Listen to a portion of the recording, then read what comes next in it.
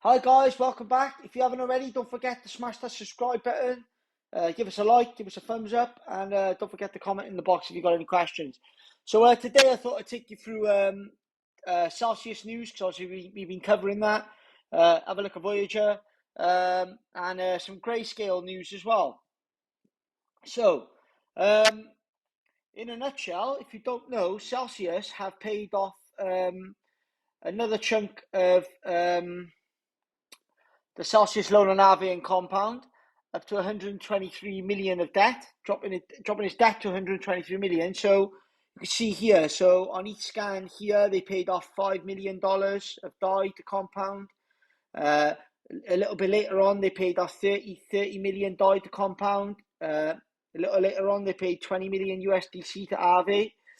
A little further, 30 million USDC to Aave. Another 10 million to Aave.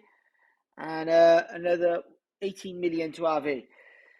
So, obviously, it looks like, obviously we've been covering in videos, it looks like they're trying to pay down their debt as much as they can, but what comes next? So, are they trying to pay all this debt down so they can get transparent with us finally, and just go, okay, this is what we got left, this is the cash we got on hand, and obviously, maybe there'll be options then, like the Simon Dixon option 3, etc. Like I'm saying, the Voyager's going down. Obviously, though, it's a difficult one. Obviously, we got Simon Dixon, like I said yesterday, like ranting on obviously his disappointment in Celsius, that obviously they're not being transparent, and he's disappointed in Mashinsky, and obviously he thought Mashinsky shared his vision, etc., but obviously it's not the case. And notably as well, he's praising Voyager as well, saying basically that well, it's because Voyager, public company level of governance, like a regulated company that's managing a crisis. Celsius has one person holding the key and hiding the whole. So even Simon Dixon's praising Voyager now, that they're moving forward, they're being transparent with customers, and yeah.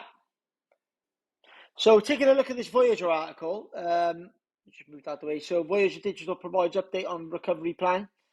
Just take a look at it. Under the plan, customers would receive a pro rata share of Voyager assets. Voyager Digital has published an update on its plan to return account balances to customers. The firm says that it has 1.3 billion of cryptocurrency, 650 million in claims against 3AC to distribute.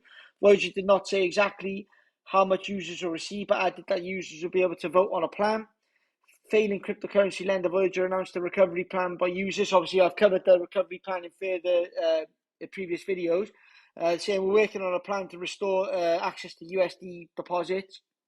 Obviously, there is a thing that USDP deposits are FDIC covered, but I think there's a bit of a loophole there, so it's not what it is. It's something to do with Metropolitan Bank.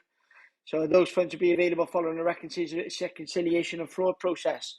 So obviously Voyager are moving forward with a plan. Vold are moving forward with a plan. It looks like actually Vold might be merging with Nexo at some point. Maybe Nexo is going to buy out Vold. So Vold's being transparent. Voyager's being transparent. Why isn't Celsius being transparent? Put your thoughts in the comments and let us know. So just moving on to Grayscale. So if you look here, Grayscale have adjusted their portfolio. They're now holding 31% in Cardano, 25% in Solana, 13% in DOT, 10% in Avalanche, 9.69% in Polygon, 5.28% in Cosmos, and 4.3% in Algorand. So obviously they're deeming that Cardano's got the best shot of having a go against Ethereum, going up for the title. Solana second, Polkadot. So it's just quite interesting there to see that. Obviously, this is coming in under Grayscale's smart contract platform, X Ethereum fund. So let me know your thoughts on that in the comment. What you think on Cardano? Do you think Cardano could trump Ethereum one day? Obviously, at the moment, Ethereum's got by far the most developers. And obviously a lot of platforms as well are building into Ethereum. So let me know your thoughts on that. Don't forget to subscribe to the channel, give us a comment, and give us a like. And don't forget as well, we're doing a crypto course, 7 weeks, 7 modules. It's a video a day. We're now on module 3, lesson 6 today. If you haven't checked out the course and you're beginner intermediate, check the course out. It's totally free, and you'll learn a lot. Cheers, guys. Catch you tomorrow.